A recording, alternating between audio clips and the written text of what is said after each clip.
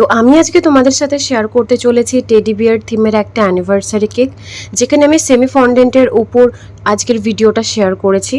আর এই ভিডিওটাতে আমি তোমাদেরকে দেখিয়েছি যে ফন্ডেন্টের সাথে কালার কিভাবে মিক্সিং করা হয়, কারণ সব সময় সম্ভব নয় যে সব রকম কালারের ফন্ডেন্ট নিজের কাছে স্টক করে রাখা, আর ফন্ডেন্ট অনেক বেশি এক্সপেন্সিভ হয়।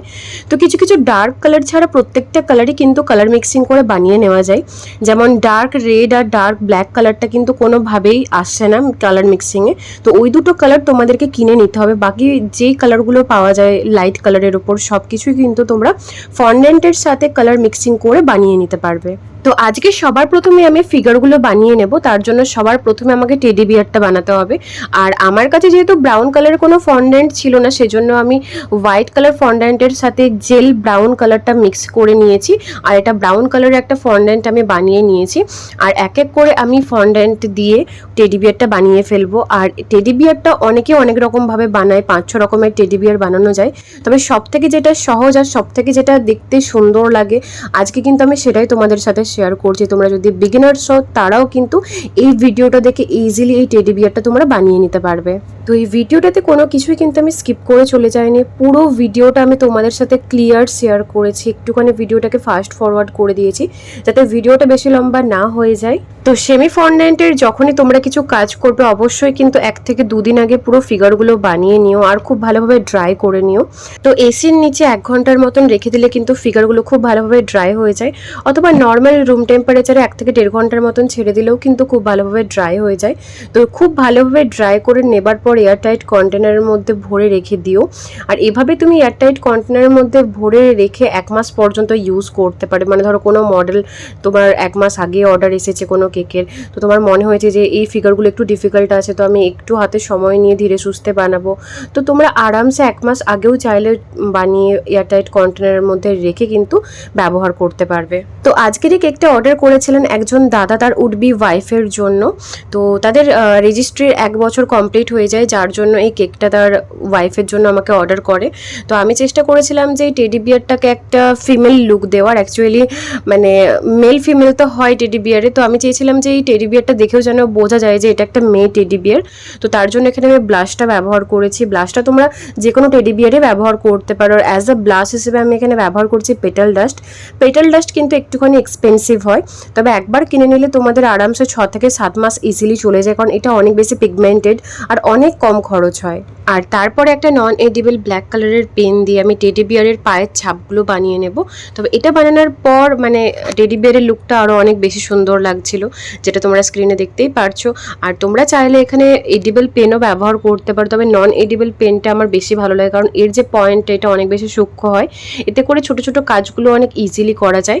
তারপর আমি বানিয়ে নিচ্ছি টেডি বিয়ারের কানটা। তবে টেডি বিয়ারের কানটা বানিয়ে নেওয়ার পর অনেকটা মানে টেডি বিয়ার লুক আসছিল। তারপর এখানে নিয়ে নিচ্ছি একটা টুল, এই টুলটার নাম বল টুল। এটা একটা সেট পাওয়া যায়, 5টার সেট, আর এটার দাম ওই 200 টাকার মতন নেয়। তবে তোমরা যদি ফন্ডেন্টের কাজ করতে চাইছো বা করছো, তবে অবশ্যই টুলসগুলো কিন্তু হাতের কাছে রেখো। এই টুলসগুলো ছাড়া কিন্তু কোনোভাবেই তোমরা ফিগারগুলো বানাতে পারবে না। তো সবার শেষে আমি বানিয়ে নেব টেডি বিয়ারের হাতটা। টেডি বিয়ারের হাতটা খানিকটা টেডি বিয়ারের পায়ের মতনই কিন্তু হয়, তো সেইভাবে আমি বানিয়ে নেওয়ার চেষ্টা করছি। আর এই পুরো ফিগারগুলো বানাতে আমার টোটাল সময় লেগেছিল 3 ঘন্টা। আসলে কি বলতো, আমি যদি ভিডিও না করতাম, মানে যদি শ্যুট না করতাম, তাহলে হয়তো 1.5 থেকে 2 ঘন্টার মধ্যে আমি কমপ্লিট করে নিতাম। যেহেতু ভিডিও শ্যুট করতে করতে আমাকে বানাতে হয়, সবসময় লক্ষ্য রাখতে হয় যে ঠিকঠাক করে ভিডিওতে ক্লিয়ার আসছে কিনা, বারবার ধরে চেক করতে হয় যে স্টোরেজ ফুল হয়ে যায় না। তো এরকমভাবে দেখতে দেখতে না সময়টা অনেকটা কেটে যায়। তো যার জন্য আমার কেক বানাতে যেটা মানে 1 ঘন্টা লাগা উচিত, সেটা আমার 1.5 ঘন্টা বা 1.25 ঘন্টা এরকম লেগে যায়। তো এবার সবার শেষে আমি বানিয়ে নেব একটা বো। এর আগে যে টেডি বিয়ারগুলো বানিয়েছিলাম তার গলায় যে বউগুলো থাকতো ওগুলো অ্যাকচুয়ালি আমার হাজব্যান্ড বানিয়ে দিত, কারণ এত সূক্ষ্ম কাজটা আমি ঠিকঠাক পারতাম না। তো বারবার তো ওকে বলা পসিবল নয়, কারণ ও কাজে ব্যস্ত থাকে। তার জন্য আমি একটা ফন্ডেন্টের মোল্ড কিনে নিই, যেটাতে অনেক রকম সাইজের তোমরা বো অথবা টাই এর ডিজাইন পাবে, তোমরা ইজিলি বানাতে পারবে। তো এবার আমি তোমাদেরকে দেখিয়েছি যে তোমাদের কাছে যদি 3D হার্ট বানানোর মোল্ড না থাকে, তাহলে তোমরা কিভাবে কুকি কাটার দিয়েই 3D হার্ট শেপটা বানিয়ে নিতে নিতে পারবে। এটা বানানো কিন্তু অত্যন্ত সহজ, খুবই ইউজফুল একটা ট্রিক। আর যাদের কাছে 3D হার্ট বানানোর মোল্ড আছে তাদের তো কোনো ব্যাপারই নয়, যেমনটা তোমাদেরকে আমি স্ক্রিনে দেখাচ্ছি। তো দুরকম প্রসেসই তোমাদেরকে দেখিয়েছি, যেটা তোমাদের জন্য সহজ বলে মনে হয় সেটাই তোমরা করো।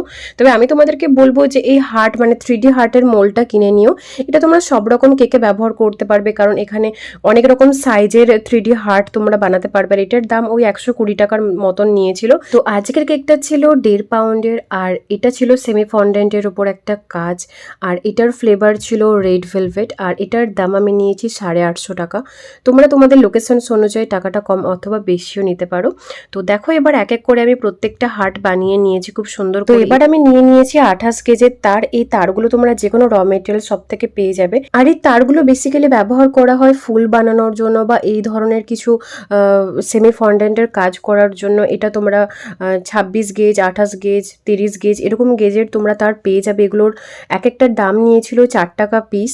তো আমার সেরকমভাবে ব্যবহার হয় না বলে আমি 4-5টাই কিনেছিলাম। তো এবার এই 3D হার্টগুলোর মধ্যে তারটা আস্তে আস্তে আমাদেরকে ইনসার্ট করতে হবে। তো এটা খুবই ধীরে সুস্থে করতে হবে, খুব তাড়াহুড়ো করলে কিন্তু একদিক থেকে আরেক দিকে বেরিয়ে যাবে আর এই হার্টের শেপটাকেও নষ্ট করে দেবে। তো এটা কিন্তু খুব তাড়াহুড়োর মধ্যে করো না, ধীরে সুস্থে করো।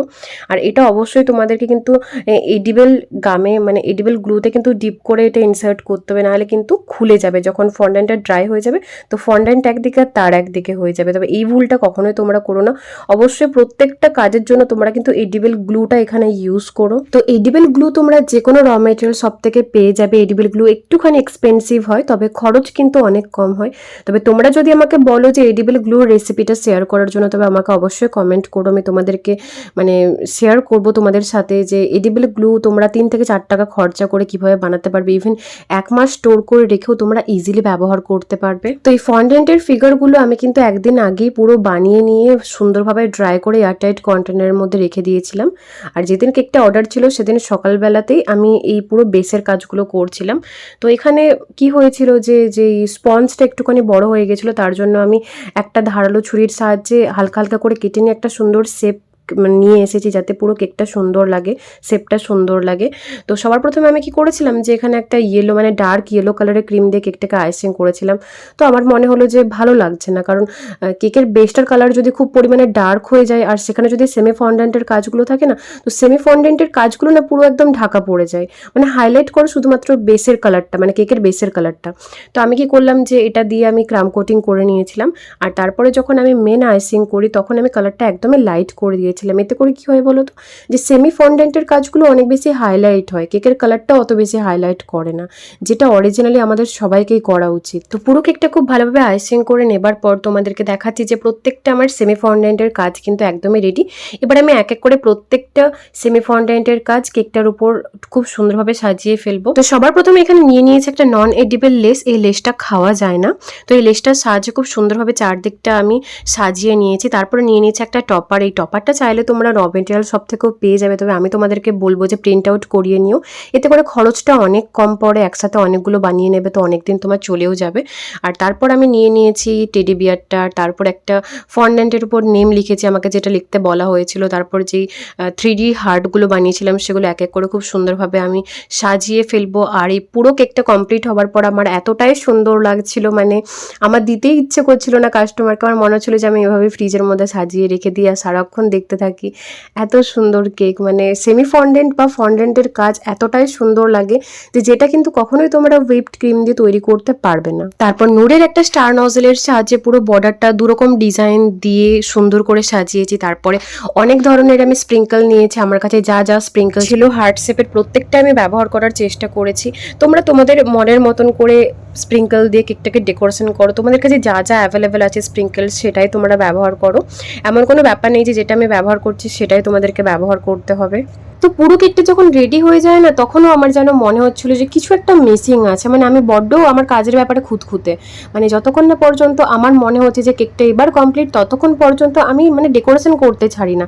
সেম ব্যাপার আজকের কেকটার ক্ষেত্রে হয়েছিল যে পুরো কেকটা কমপ্লিট করে নেবার পরও আমার না একটু ফাঁকা ফাঁকা লাগছিল, যে কিছু একটা মিসিং, কিছু একটা এখানে লাগালে কেকটা লুকটা আরো বেশি সুন্দর লাগবে। তারপর সবার শেষে আরো একটা ছোট্ট বো টাইপের বানিয়ে টেডি বিয়ারটার মাথায় লাগিয়ে দিয়েছিলাম কানের পাশে। এবার মনে হচ্ছিল যে ভাই এবার কেকটা আমার আমার কমপ্লিট। তো ফাইনালি সত্যি আমার কেকটা কমপ্লিট। তো আজকের কেকের ডেকোরেশনসটা তোমাদের কেমন লেগেছে সেটা আমাকে অবশ্যই কমেন্ট করে জানিও, আর যদি ভালো লেগে থাকে তো অবশ্যই একটা লাইক করে যেও। তো চলো দেখা হচ্ছে আবার পরের ভিডিওতে নতুন কিছু ইউনিক কেকের ডেকোরেশনসের সাথে। Bye bye.